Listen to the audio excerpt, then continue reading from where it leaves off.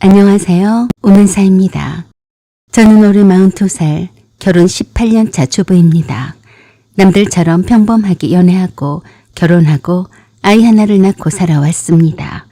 지금 생각해보면 말이 그냥 평범한 것뿐이지 결코 평범한 삶을 살아온 것은 아닐지도 모릅니다. 일방적인 저의 고통을 인내하고 참고 살아왔으니까요. 그때는 당연히 제가 그렇게 해야 되는 줄로만 알았습니다. 며느리로서 해야 할 도리가 있다고 생각을 했기 때문이죠. 지금 생각을 해보면 그 모든 게 다 헛수고였다니 조금은 허탈한 마음도 있습니다만 저는 내 나름대로 최선의 삶을 살았기에 후회는 없습니다. 시어머니는 결혼한 지 3년 만에 이혼을 하고 그 이후로 몇 명의 남자를 만나기는 했지만 재혼은 하지 않았다고 했습니다. 그랬던 이유가 남편 때문이었다고 했습니다. 시어머니에게는 오로지 남편 하나뿐이었어요.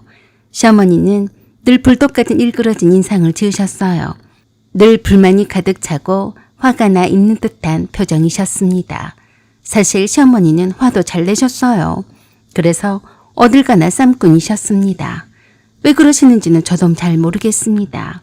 버스를 타고 가다가도 퀸실 앞에 자리를 잡고 일어나지 않는 젊은 여자가 있으면 바로 대놓고 욕짓거리를 퍼붓는 사람이었습니다.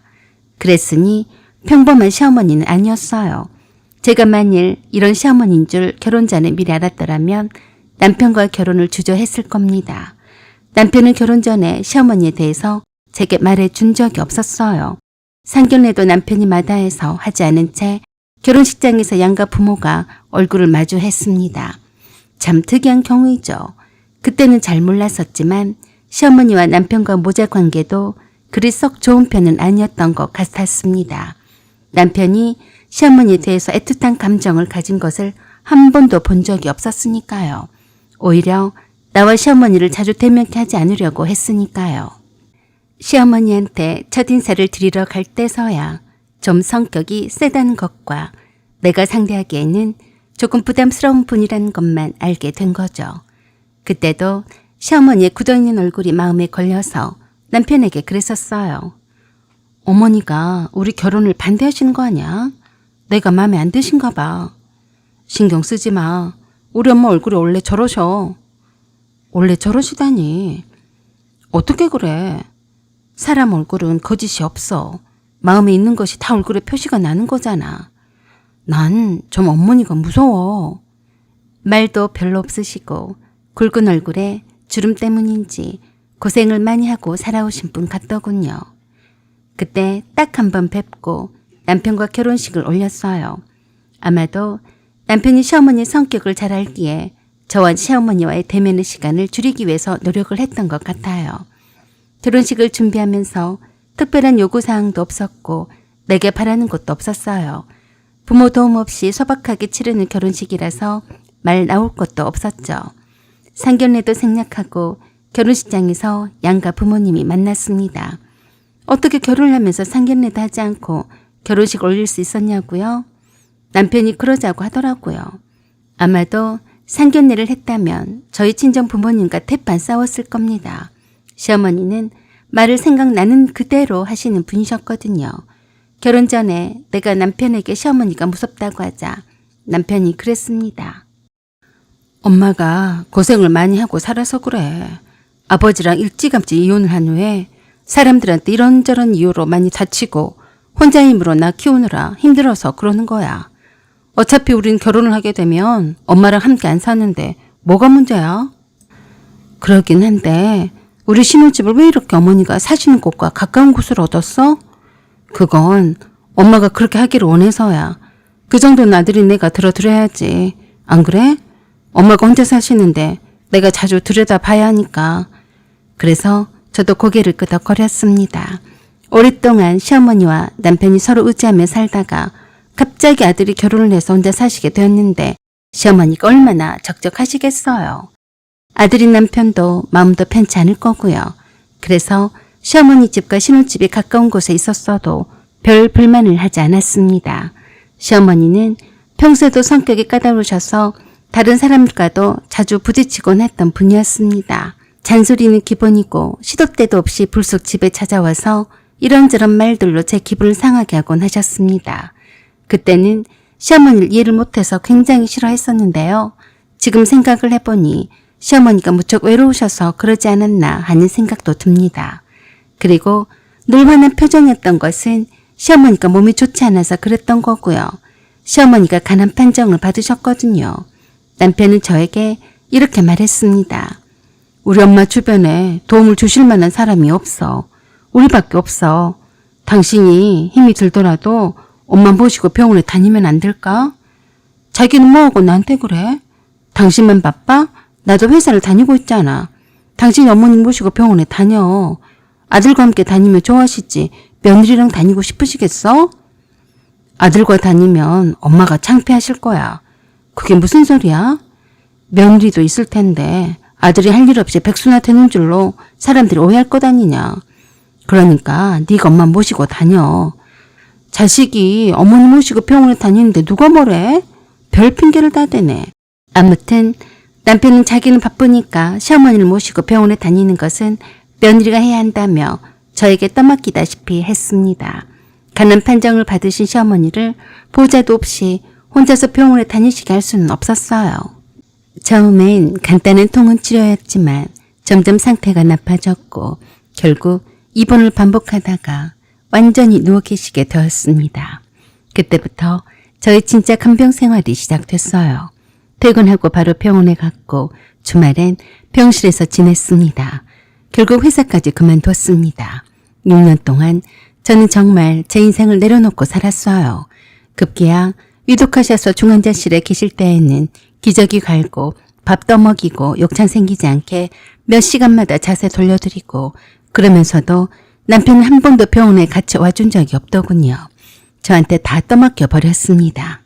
그때마다 별 핑계를 다 대더라고요. 일하느라 바빠서 그래.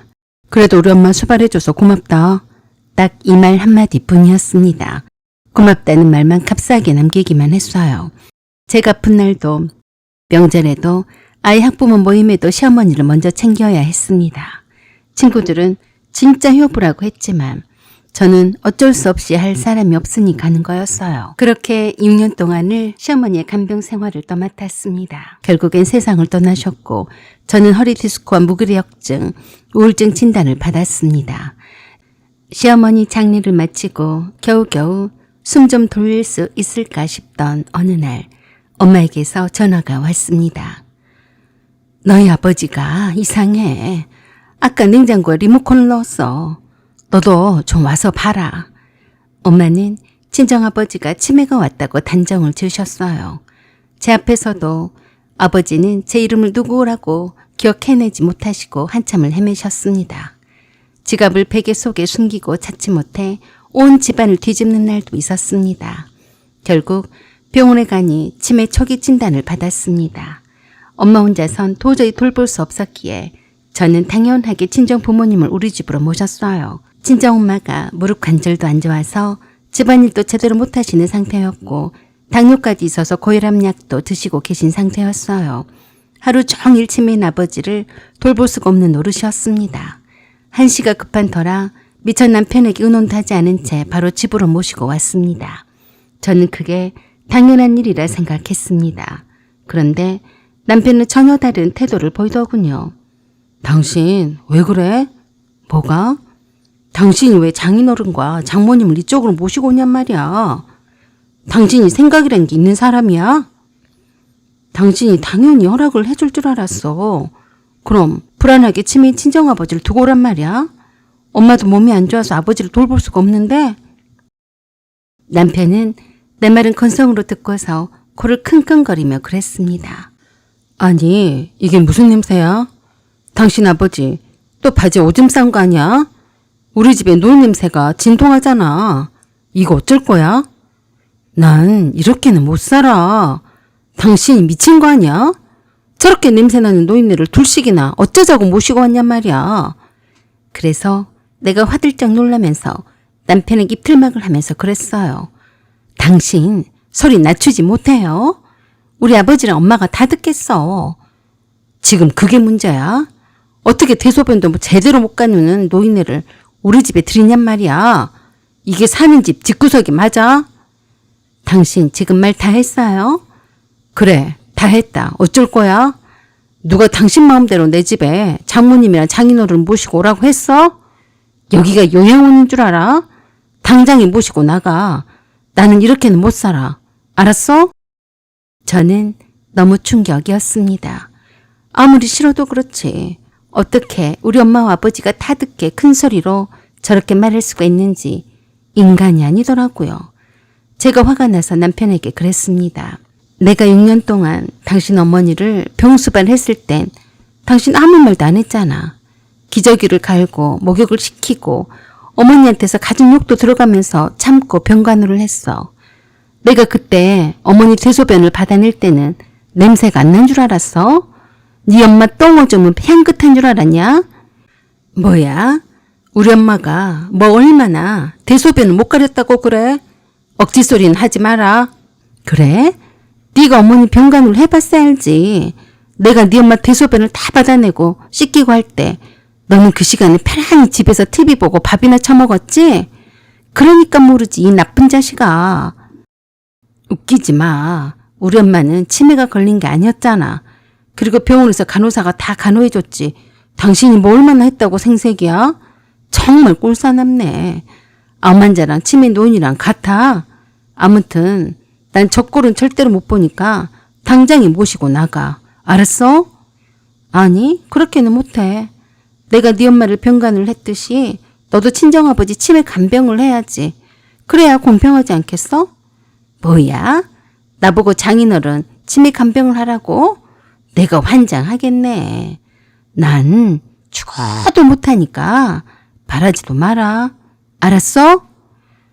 네가 그렇게 양심불량한지는 미처 몰랐다. 자기 엄마 간병 오지게 시켜놓고 장인 간병 못하겠다니. 너야말로 인두꺼비를 쓰고 어떻게 그럴 수가 있니?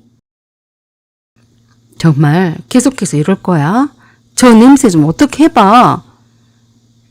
왜 당신 가족일에 나까지 피곤하게 해? 난 모르니까 두 분 모시고 당장에 내 집에서 나가. 알았어? 남편은 해도 너무했습니다. 아버지 몸에서 찌렁내가 나고 온 집안의 노인 냄새가 진동을 하면 직접 욕실로 모시고 가서 내가 시어머니한테 했던 것처럼 씻겨드리고 옷도 갈아입혀드리면 좀 좋아요. 저는 제가 당연하게 시어머니를 그렇게 병간을 해드렸던 것처럼 남편도 자연스럽게 그렇게 해줄 줄로만 알았습니다. 최소한 저렇게 함께 잠시도 못 있겠다며 나가라고 하지는 않을 거라고 생각을 했어요.